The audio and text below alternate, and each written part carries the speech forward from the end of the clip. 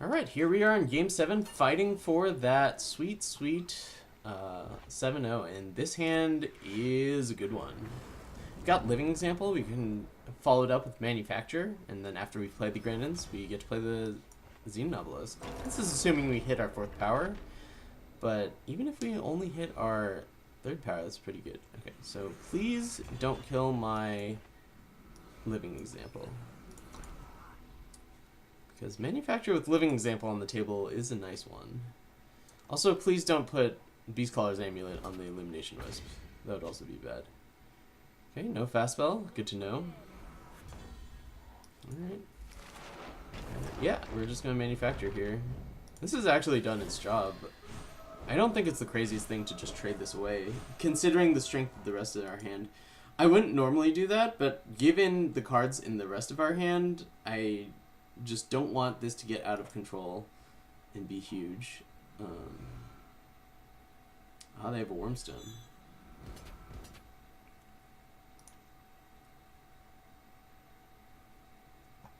Okay, it's not really worth blocking. You can take 2 damage. They're not putting something big on the Illumination Wisp. We'll have plenty of power to bring stuff down. I don't think I need to discard anything to Herbalist. I think we would rather have a 2/2 than a Secret Pages. Although, there is some merit to just getting some sort of Secret Pages here, because getting up to 8 for Obelisk is great. Extinguish. Sure. Yeah, you get the Worm, which is nice for them.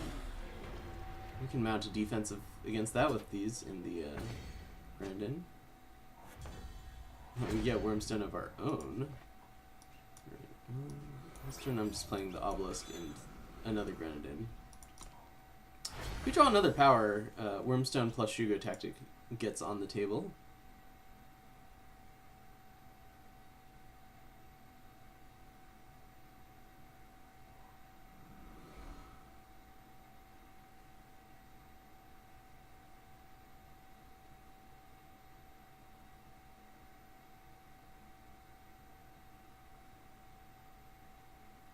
And it's worth mentioning that our Wormstone is going to be bigger than theirs.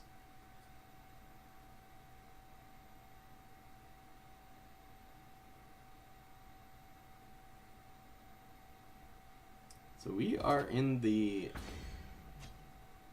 mood to block here. River Cycle. And Training Ground, okay.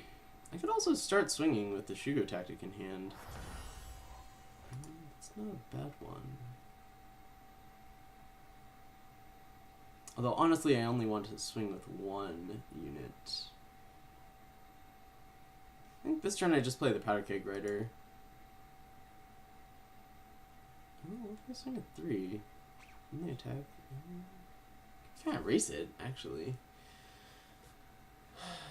Well, I certainly don't want to squander a position where I don't need to squander.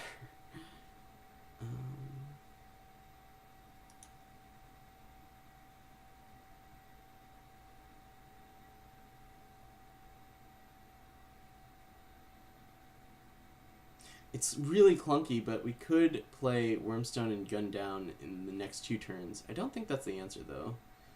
Alright, I'll play somewhat well, getting the Flyer out is really nice as well.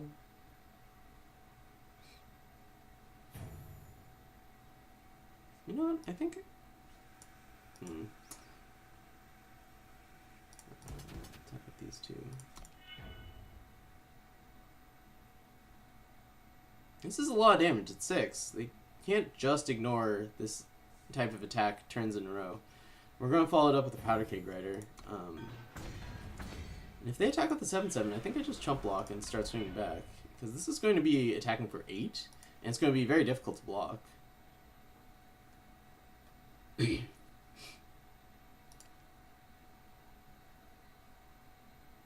Alternatively, I can simply double block the Sandworm, although that leaves myself open to blowouts, and I don't think that's necessary.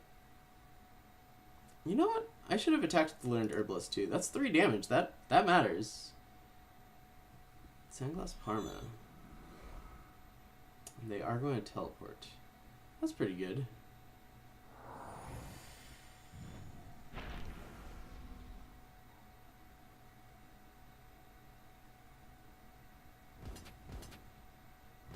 attacking with it. Okay. Block here.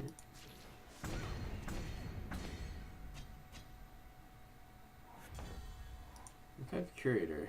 That's a reasonable blocker. I think we just attack with 2 of these again. Yeah. If they've got another teleport effect, we're in a lot of trouble. But barring that, I think this is a pretty good setup.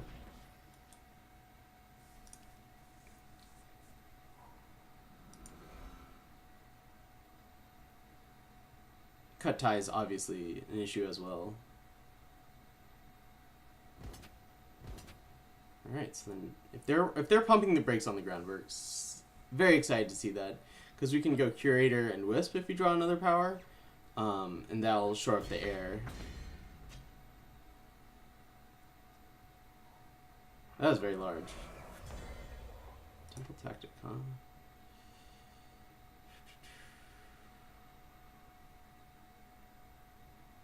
Well, let's play a flyer. Actually, I could play Illumination Wisp and then hold up some fast spells. Which I think is fine. I really wish that... You know what? If one of these Grendon die, and then this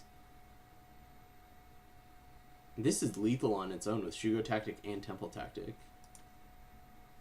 Okay, well, if they attack on the ground, I can do that. I think I'm just going to silence one of their flyers. I'll just silence the bigger one. It seems difficult for them to get through. We're dead to a cover of darkness. But if they attack on the ground... Alright. Sure. If they attack on the ground, we can get them.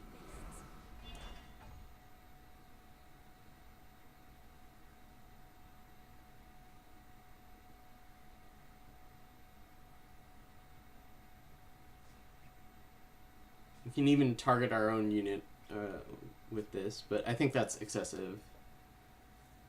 The other thing that's lethal is Wormstone plus... well, Shugo... It's not actually lethal. Wormstone plus Shugo Tactic plus Temple Tactic, but I think I would need the Temple Tactic to break the Wormstone. Please attack me. Please attack me. I don't care what you attack me with, even. Ooh, Rampage. Okay. If we had one more power, that would be lethal, but we don't. Okay, well, I can leave Temple Tactic up.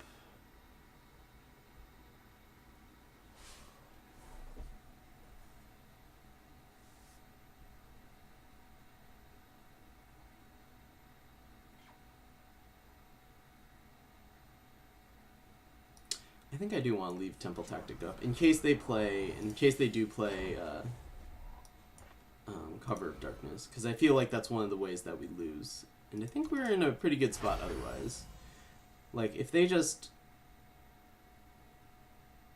tap out for something here, we have them with, well, I guess we don't 100% have them with the Shugo Tactic, Rampage, Temple Tactic, but it seems highly likely.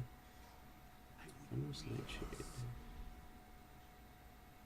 They can attack for 1 here.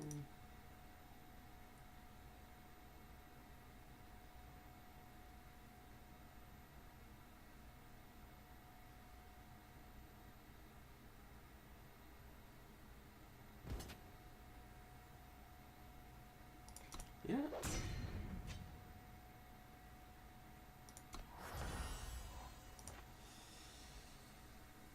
Okay.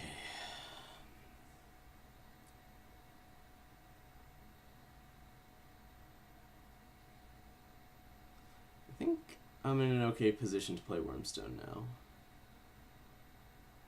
Well, what happens if I attack with this? 2, 4.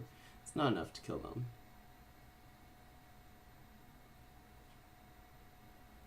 Alright. Let's play this. Hope they get aggressive. That's one option. I think that's one of my better options. But that... that forces my hand a little. I don't like that.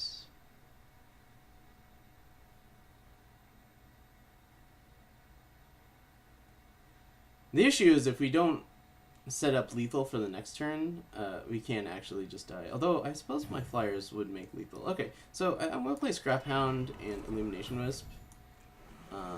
We still have Temple Tactic, but this... Oh, shoot, did I miscount? I did. I was about to say, this plus Shugo Tactic and Rampage is lethal in the air, and it's not.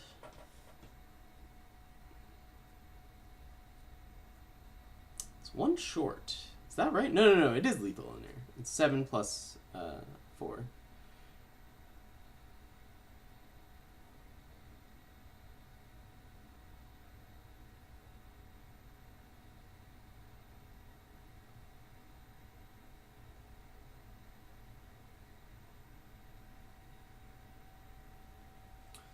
So hopefully they don't have a way of gaining health, because we'd be pretty all in on that, or killing a unit in the air. Although I can, like, if I Temple Tactic the 1/3, I can test for that type of thing. Hunter's Instinct.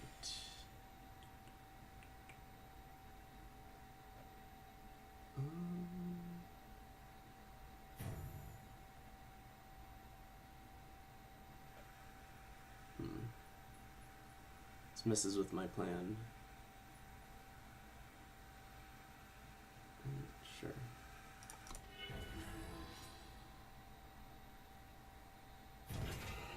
Sure.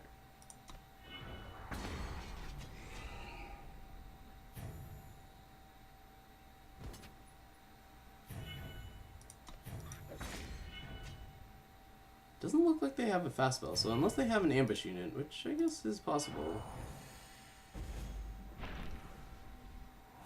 I'm just gonna get them this. Certainly looks like lethal to me. I don't know that that was the best line. We were in a good position, and the way I navigated it worked, but I'm not confident that the line that I took was the best one. Perhaps it would have been better off to establish the Wormstone at some point and use the large body to help. Like, I would have to put my shields down basically for a turn, but I could establish the Wormstone and then just have the biggest thing on the board. I was just worried about dying to something like Harbor of Darkness. Alright, 7 wins. There we go. Just the normal plugs for after one of these videos. You can catch me live Monday, Tuesday, Wednesday, and Saturday at twitch.tv/sunnyvale. In addition to that, my draft pick order is published online. You can check the Eternal Titans website for that. And yeah, I hope you guys can get as lucky as I did in that draft, because that was a nice one. That was a nice one. All right, have a good weekend. Thanks for watching, and I'll see you guys next time. Bye.